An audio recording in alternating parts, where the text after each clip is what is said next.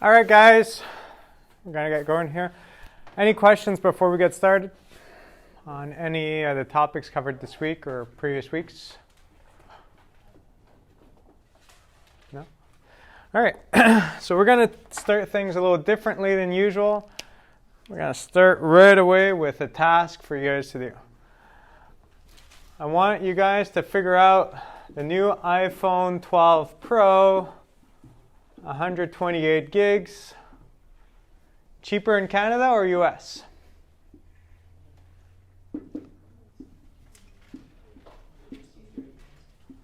So try to work it out. Try to think, what do you need? What are you going to find? In price, yes. Yes, in price. And here to keep things simple, don't include like sales taxes, forget about sales taxes or like shipping or trouble. Just I want you guys to figure out, is it cheaper if I was here or in the United States? Apple has two different websites. You can figure out the price for the same product in both places, convert it into a similar currency, and figure out where is it cheaper. Take a few minutes, get it done.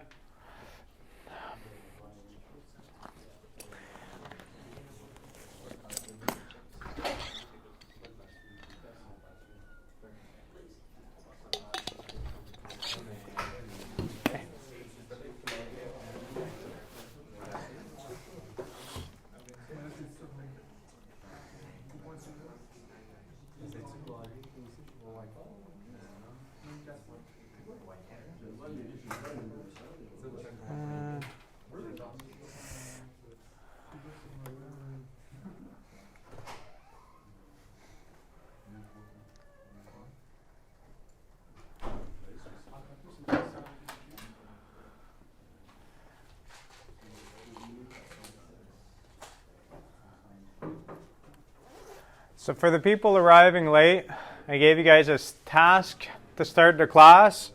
It's pretty simple altogether, but I want you guys to think it through.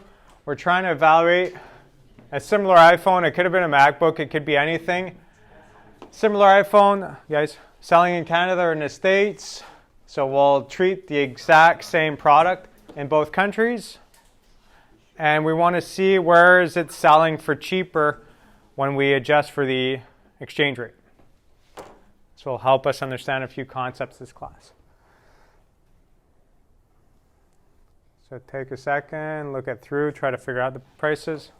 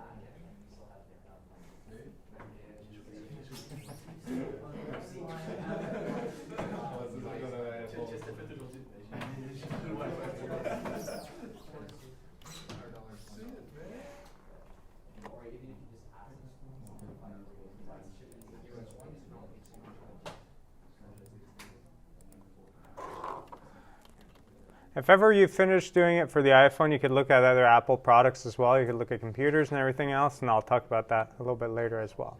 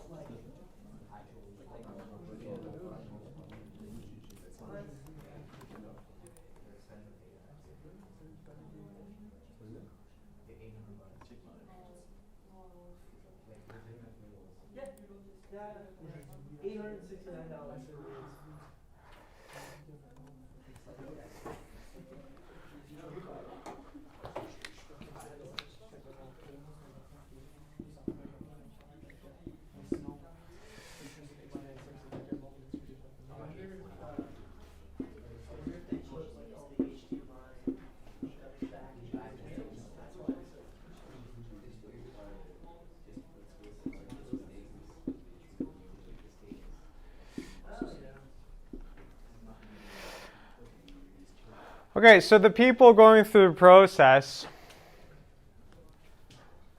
there's different ways of figuring it out. But if you're going through the process, the easy pieces of information that you'll have at first is what's the price in Canada in Canadian dollars, what's the price in US in US dollars. You don't have to do much more than just go on the respective websites. But then to be able to compare apples with apples, you have to be able to say, well, what would be the price in the US if I were to convert this back to Canadian dollars? Or you could ask yourself, what would be the price in Canada if I were to convert this to US dollars? Then you could compare two products in US dollars or two products in Canadian dollars. So in this case here, what's the price in Canada in Canadian dollars? Yeah. I found 1,399. Yeah, perfect. And in the US? 849. Well, I don't think it's the same model at 849. Yeah, 999. If you're yeah. So always make sure we're comparing the same thing. And what did you guys find for here? How much? 1 for, I didn't hear that. 1 point? 1.32. So 1.32 is, I'll just write it above, it's an exchange rate. It's not $1.32 that we're talking about. So what does this 1.32 represent? Yeah. So the US price would be 1.32 times the, it would be, yeah. Yeah, that makes sense. The US dollar would be, well, the price US in Canadian would be 999 times 1.32. Yeah, so in this case would be roughly 1320 by that calculation. But this 1.32 represents, it costs 1.32 Canadian dollars to obtain 1 US dollar. Okay, if we want to be more precise, that's what we're talking about. Okay, this is our exchange rate. Where did you obtain this exchange rate? Yeah. Google? yeah, fair enough. But then Google, what website afterwards? Was it like the actual Google website, or they bring you to another website? There's one very common one that we use. Yeah, huh? Morningstar. Okay, that could be one. One that's commonly used for exchange rate is xc.com. Okay, so if you look at xc.com, you'll see these exchange rates. This system is very slow, but I'll pull it out, see if I could see anything with you guys here. Okay.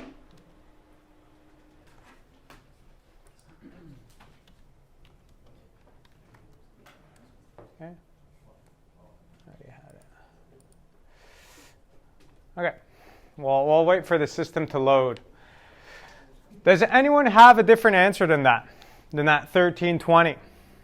This is really easy to obtain. Like, it's not, you can't contest it really. Like, if you're talking about the same thing on the same website, it's the exact same thing, obviously. But this here, did someone get something different?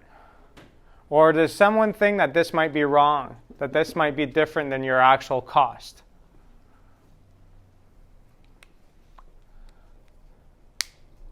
No?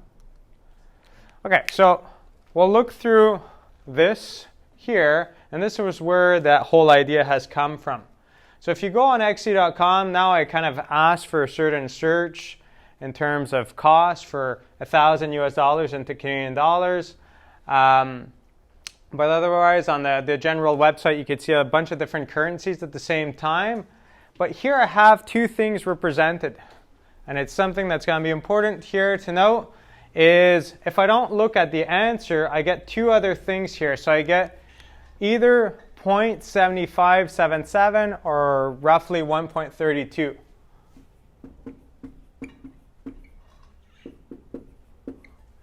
So what does the 0.7577 represent? Yeah. That's how many US dollars you buy for. So yeah, you get 0.75 US dollar per Canadian dollar. So this is 0.75 US dollar per 1 Canadian dollar, whereas this 1.32, we mentioned it before, it's Canadian dollar that it costs you to obtain 1 US dollar. Those two amounts that you could see on that website will always be the inverse of one another. If you think about it, if you put 1 over 0.7577, you'll get exactly 1.32. All of these numbers that you obtain, so let's say I look, this is not the best format, so we could have the inverse here if we flip it around. And we could see, like, let's say here at 1.71, we're almost at 2, and then we're a little bit more than half. But if it would have been 2, it would have been exactly 0.5. So one's an inverse of the other one, just because if you think about it, if you want to isolate here for US dollars instead, or Canadian dollars, you want to have it on a 1 Canadian dollar basis, you have to divide both sides of this equation by 1.32 to obtain 1 here, and 1 over 1.32 will give you 0.7572. Okay? So that's why they'll always be inverses. When you go to the bank, if you go traveling, you'll see 2 different numbers often. You're in Indonesia and you're looking at a little stand that exchanges currency, and you have US dollars or Canadian dollars on you and you want to transfer it to the local currency, you'll often see 2 different numbers. Is it the 2 different numbers that we're seeing here that you will see? No. What is it? We buy, we sell. We buy, we sell. Okay? And that's why early on when I asked you guys about this price and I asked you guys about being in agreement, well, what this price here assumes is that you are able to buy at 1.32. You are able to pay 1.32 Canadian to obtain 1 US dollar. However, if you look at today at Banque Nationale or any other bank, and you were to look at this here, you could see that today, October 26, if you wanted to buy US currency, you would have to pay $1.35.35, 1.3535, and if you had American money to sell, you would sell it at 1.2815. So here we could see that this number here, that's 1.32, has led to a 1.2815 amount and 1.3535 amount. So in reality, when you go to buy, whether you go through Banque Nationale or you go through your bank account, your credit card, you will pay an exchange rate, and that exchange rate is dependent on the current exchange rate, but you will always pay some form of a premium as you are buying. Unless you work for the bank, that premium might be smaller, but you'll always be paying a premium. Okay? And if ever you go traveling somewhere and you have a credit card and you go to pay for something and the vendor asks you, like, would you rather us charge you in Canadian dollars right away? The answer should pretty much always be 0. Okay, like in February, I was in New Zealand with my girlfriend, and we went to a cash machine to get money out because we were buying a van when we arrived. And we both took out the exact same amount of money, and she said, mistakenly, I want to have it converted to Canadian dollars at this rate that they're giving me, that I know I'll obtain that rate. And I said, no, I want to let my bank convert it. And the rate that I get from the bank is better because that Interact machine, that ATM, wants to make profit as it's offering you the service of a fixed exchange rate. So for the same withdrawal of maybe, I don't know, like $600 or $1,000, she probably paid like $50 to $100 more Canadian to get it. It was a big difference, to be honest. Like it wasn't just like $5. It was actually a big enough difference for me to note it. I'd have to check it again to see what the actual difference was, but it was large enough.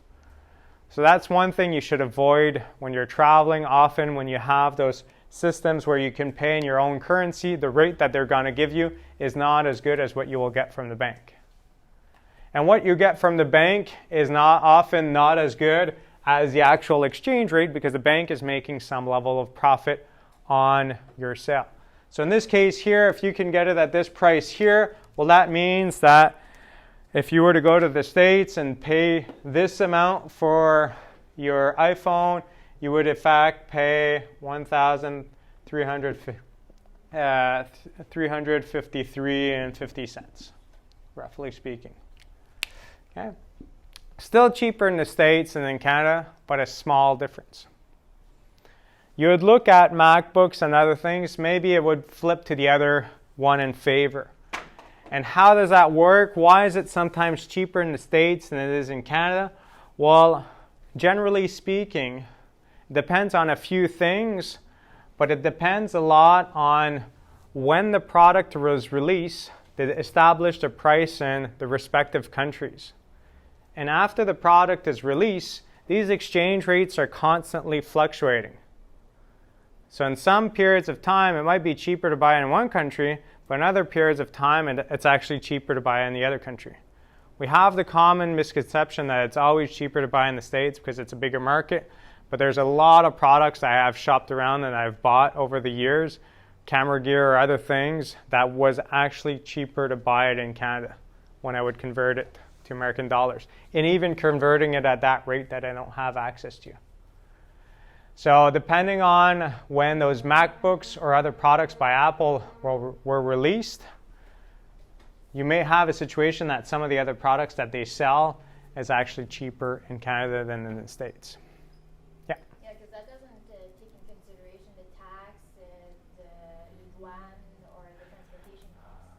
No, obviously, and you'd want to consider that. Like there's a website that I use for a lot of like high-tech video kind of equipment and camera gear, and it's B&H Photo Video, and they ship stuff to Canada, and they kind of take into account all those taxes when they put a price for Canadian consumers. So they actually kind of pay les frais de dédouanage, we would say in French. They pay all those custom fees if there is any.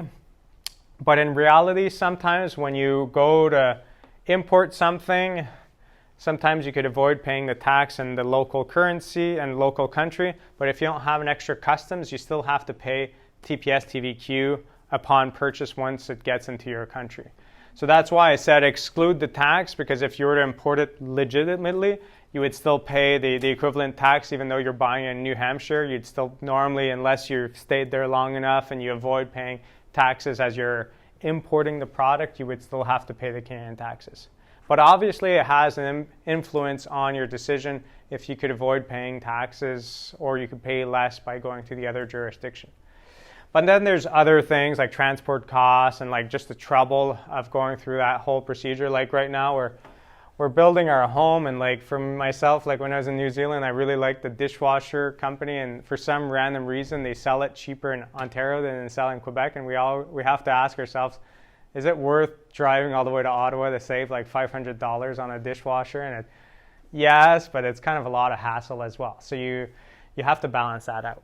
Okay. Anyways, coming back to all of the theory seen in this class. First thing you have to note is that there's two different ways of expressing an exchange rate. And it depends on whether you're expressing it in domestic currency over foreign currency or foreign currency over domestic currency. And we'll see this graphically, that there's two different ways. Different textbooks will refer to it as different ways. I'll just kind of give you guys a bit of a hint of the way I like to see it in the future. I'll get to your question in a second. But the way I like to see it, since here on this vertical axis we're used to seeing price, cost, and a bunch of other things, well here when we're going to be talking about exchange rate, I like to see it as when I go up, my currency is appreciating. So the Canadian dollar is appreciating. And what we mean by appreciating is it is gaining in value relative to the other currency. It's always a relative thing. When we're talking about exchange rates, we're never just talking about what's the value of the current Canadian currency. It's how the Canadian currency's value is changing relative to other currencies. If something makes our value go up, it may go up relative to all other currencies. So we could say that the Canadian currency is becoming stronger because it's appreciating relative to all other currencies. But it might be that it's appreciating relative to the US, which is our major trading partner, but depreciating respect to the euro or the British pound or something else. So I like to draw it this way. So there is one way to kind of establish it that way. So the way I like to see it, I never remember this by heart, so I have to work it out. For me to kind of say that, let's say a number of 0.5 is a lesser value than a value of 1 or 1.5 for my Canadian currency, I need to be referring to which of these two? Well, it has to be either Canadian dollar per US dollar or US dollar per Canadian dollar. Well, for the exchange rate for my value to be going up, I need to be getting more US dollars per Canadian dollar. If I could only get 50 cents US per Canadian dollar, it's not worth as much as if I could get a full US dollar per Canadian dollar, or if I could get 1.5 US dollar per Canadian dollar. So here I often refer to as USD over Canadian dollar. How many US dollars can I obtain per Canadian dollar? That's the way I like to see it. If you were to do graphs, I show the graphs in this segment of class. You could answer a bunch of answers in this whole segment without using graphs, but if ever you were to use some, try to find a way to make it as least confusing for you, because it can become confusing.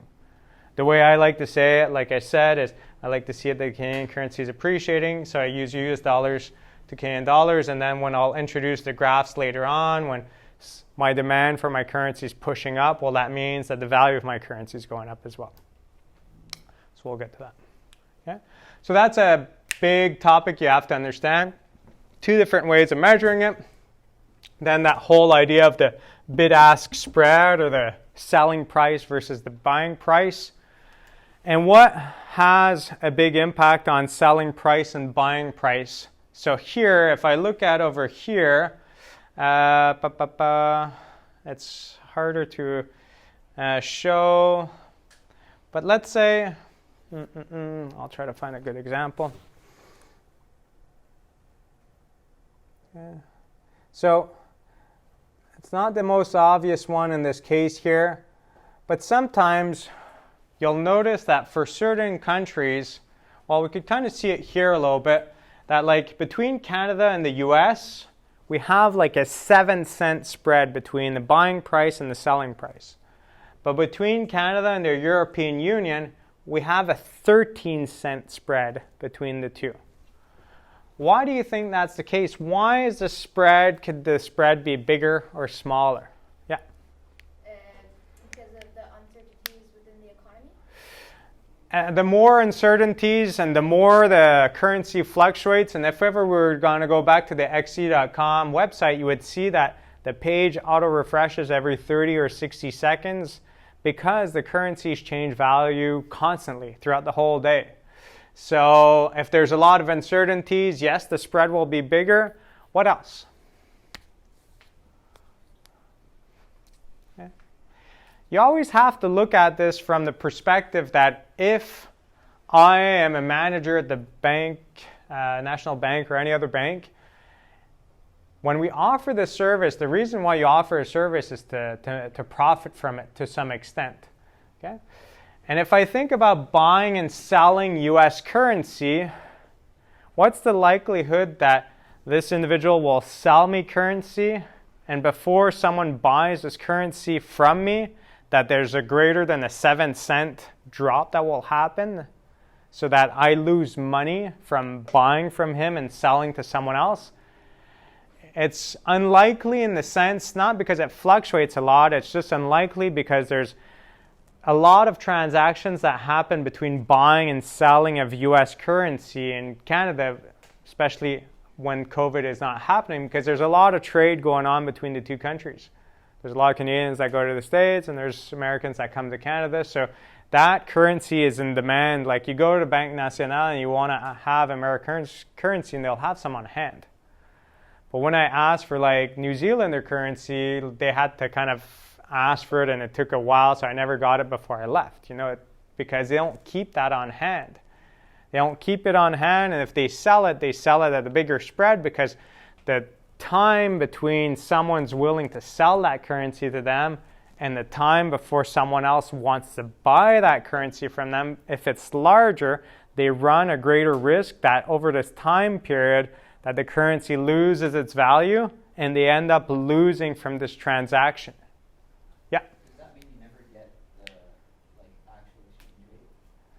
You'll never get the actual exchange rate that you see on XE.com or on. Is that why? Because of the spread? Yeah, exactly. Yeah. And like I had a friend that used to work for one of the big banks, and she had preferential rates. So people working for the banks normally have a better rate than what is advertised on the website, but they'll never have the absolute middle point. Yeah. I had a question in the back before. I totally forgot about you. Did I answer it? Yeah.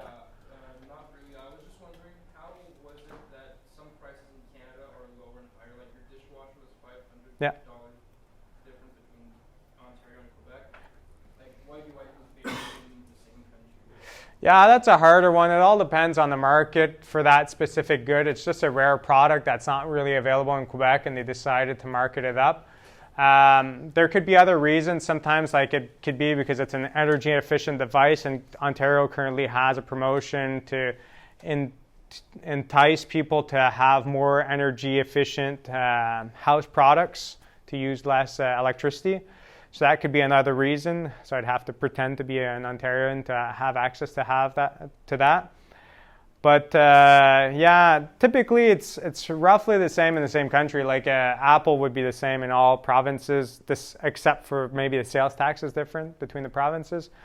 But otherwise, most products would be similar in the whole country. Yeah. So that answers that. So yeah, so the spread becomes greater if there's more of a time horizon. So maybe between buying and selling of euros is not as frequent, so they gave themselves a bigger spread to make sure that they're still making money out of this transaction. Okay? So sometimes, like for myself, when we went to New Zealand, or if I go to a country that there's not a lot of sales going on in Canada for that currency, I often just wait to be in the country and take money out there, because I don't think that I would get a good rate getting at a local bank, even though we're in Canada and we're all nice people in Canada. It's not a question of being nice, it's a question about profit. So that's the way I've seen it to be the best typically. I've kind of played around with it, but just ATMs at the country is often a good way of doing it. Any other questions or comments? Okay, so to kind of to answer that question about the dishwasher, but also the iPhones, there is the concept that we call of purchasing power parity, or the law of one price. And the whole idea behind the purchasing power parity, or the law of one price, is if a good is a lot cheaper in one of the two countries or one of the two locations, and it is very cheap to go to one of those two locations. It's very easy to buy from that location. There's not transport costs or anything else. Typically, the prices will be really similar over time. Market forces will drive those prices to be very similar. So if you think, like when I was younger, I bought one of my mountain bikes in the United States. Well, if you think that you have, like, let's say a business on both sides of the border, and for some reason, with current exchange rates, it's so much cheaper to buy it in one location, and it's easy to do so. Imagine that's the case. Well, what would happen? Well, a lot of people would drive towards the easier location, the cheaper location. And as that happens, they're going to have a lot of sales, and a lot of sales might either drive up their price, or they might lead to a situation that they won't have like end of sale rebates because they're already selling out of all their products. Whereas in the other location, they see their sales falling because everyone's going to the other location. So over time, they're going to start adjusting their price downwards. And as this whole process happens, we typically have a similar price in both jurisdictions. When I was younger, like, let's say about 15 years ago, I remember reading in the newspaper that for some reason the exchange rates change rapidly. And if you were to buy like a Subaru WRX in Canada or in the States, even if you accounted for all the import fees and everything else, it was $10,000 cheaper to buy in the States than buying in Canada. And you could easily imagine, like, this is not like just a few $100s. Like, this is $10,000 different to buying the exact same car. So in that situation, you could see a lot of people would go to the other place to buy. And often If it's not Subaru that adjusts their price at the dealership because they don't have much control over that, what you would often see is the Canadian dealer would start pressuring like Subaru America to adjust their prices, either give them lower prices or increase the price in the States because they're losing all their customers. So you'd see a lot of those things happen.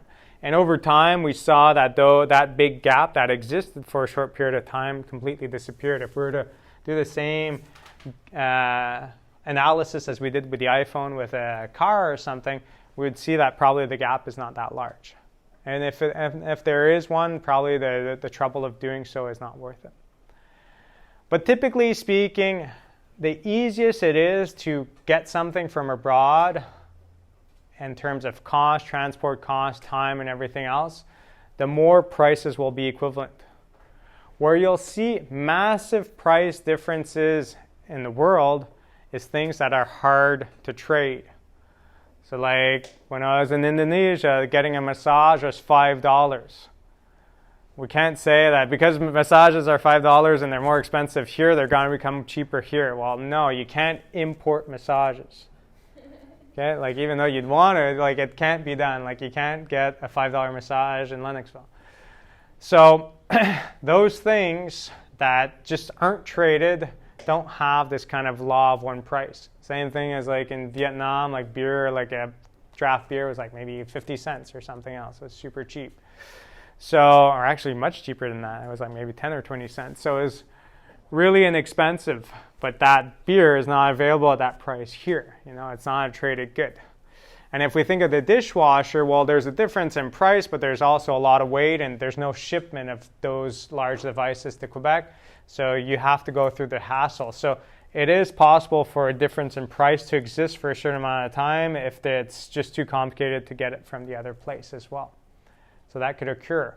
But if it was like something really light, like an SD card or like an iPhone ordered off the Ontario website versus Canada, and was much cheaper there, you would expect a lot of people to go through the other website. So it all depends how feasible it is and how easy or not it is, which will drive it closer to one price. So that's the general idea of this chapter. With all the applied stuff that you guys should know, that you should understand when you're shopping around. Like I'm constantly, if I could buy things in Canada or the US, I'm constantly looking to try to see where is it cheaper, where does it make more sense to get it from. And sometimes it's much cheaper in Canada, and then like I'm buying electrical stuff right now for my house, like breakers and stuff like that, and I keep on looking, and on the American website it's actually more expensive than in Canada. So sometimes we actually have better prices. But it's definitely something to look at for. So take a look at it. So that's that. Any questions so far? Okay. So different exchange rates. Yeah, I guess that's that for now. I'm just trying to remember. Is the graph shown in this chapter, or is it the next one? Exchange rate graph. It's not shown within the notes. The notes never have the graphs. Like it'll always be only in the videos that you'll see the graphs, if there is any. Anyways, I'll just kind of add on to this graph rapidly, and I'll cover it better in another week. So in any currency, so in this currency, the way I've set it up, there's always going to be a demand, and there's always going to be a supply. But this demand will also be a supply, and the supply will also be a demand. And it could be a little bit confusing, so I'll explain it for the first time now. And then as we go through, you'll see it again, and hopefully it's going to stick a little bit more with time. So in this case here, the way I've set it up, I want to set it up that the Canadian currency appreciates the higher up the equilibrium. So here I am talking about demand for Canadian dollars, because I know that as more people demand Canadian dollars and this shifts right, I will have a situation where this number is greater, and this number represents that the Canadian currency has appreciated. And therefore, this is also my supply of Canadian dollars. So CAD is just a short way of Canadian dollars. USD is short way of US dollars. If I'm thinking of Canada and the US, And we were the only two countries on the planet. We're always trying to bring things back to a simple example. Well, if we were the only two countries on this planet, I would argue that the demand for Canadian dollars is equivalent to the supply of US dollars. And the supply of Canadian dollars is equivalent to the demand for US dollars. So I just want to clarify this point, make sure that that's clear, this kind of equality between the two. So I have income, I have money in the bank account, I have Canadian dollars. I don't go to the exchange rate market and demand Canadian dollars. However, if I go to see my best friend in Florida and I want to have US dollars, I might go to a bank account or to an exchange rate place and I will say I demand US dollars because I don't have any and I want some. Okay? So when you demand, you want something that you don't have. So when I demand US dollars, the only way I could obtain US dollars is by supplying Canadian dollars. I can't just say, give me 1,000 US, thank you, and then walk away, you know? Like I have to give them something in exchange. So as I'm demanding their currency, the foreign currency, whether it's US dollars or euros or anything else, I am supplying my own currency. And when Americans come to Canada, or my best friend comes to visit, he will be demanding Canadian currency and supplying some of his US dollars. So that's why there's an equivalency between the two, because as you demand, you're effectively supplying. And as you supply, you're effectively demanding. So it's the same kind of thing that's going on here. So that's why there's the two of them kind of mixed up. But once again, the way I like to see it in the textbook may not be exactly the same depending on which one you use. I like to see it in Canadian dollars and that the Canadian dollar appreciates, because I like to see it that if ever the outcome goes to, let's say over here, I started at A and I go to B, for me it makes sense that if we're going up on this graph, it's a sign that the value of the Canadian dollar is going up. But if I were to model it the other way around with Canadian dollar over US, and here would be demand for US and supply of Canadian, everything would be inverse, that as I'm going up, it's the situation that the Canadian currency is depreciating. It's not false, it's just a different way of illustrating the same relationship. At the end of the day, the way we graph things is just a way to represent reality as best as we can. And if you want to choose one way or another, whatever makes sense in your mind, if it's right, you'll get the right answer and you'll get the right point across. There's no issues whatsoever. Yeah? Your shift to line A to line B, that's a demand for US dollars? So No, that's an increase in demand for Canadian dollars. Yeah. So this would be a situation where, let's say so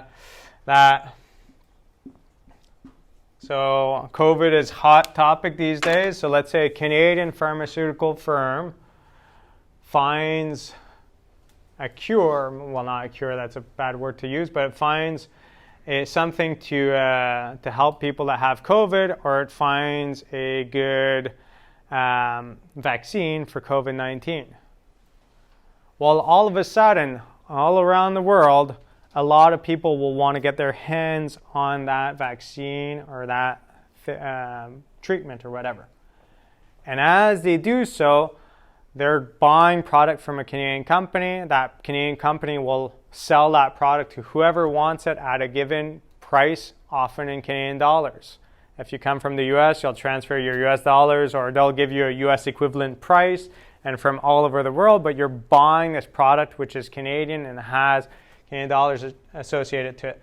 So we would expect if Canada were to release a really good vaccine and lots of dosage really rapidly, that we could actually not only provide Canada but provide other countries, I would expect to see the value of our currency go up, because the demand for our currency is going to go up through this process.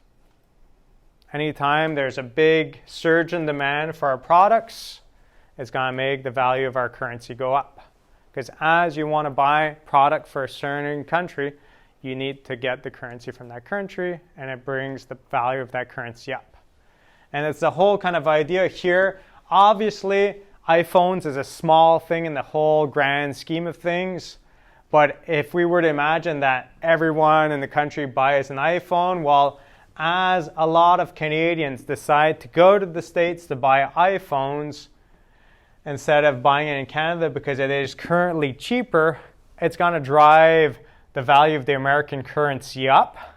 As the value of the American currency goes up, we might be going up to maybe like here 1.35, and then over here the range will be like 1.32 to 1.39, and all of a sudden, ooh, it's the same price as it is currently in Canada. As a lot of people go to another country to buy their product, a lot of currency needs to be purchased in this process, which makes these currencies, these prices in both countries closer together. That's why we don't say that there's absolute purchasing power parity, but there's market forces that bring us towards purchasing power parity.